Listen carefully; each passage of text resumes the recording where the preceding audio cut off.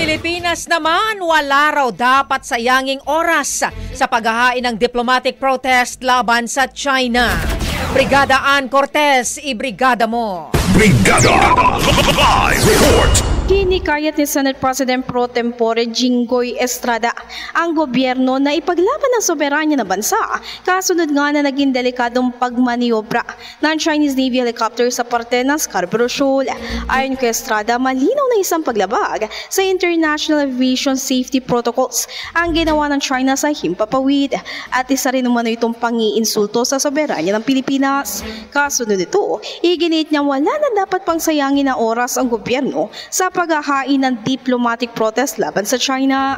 Maalala, ayon sa China Southern Theater Command ay ginawa lang nila ito dahil pinasok umano ng eroplano ng Pilipinas ang kanilang teritoryo.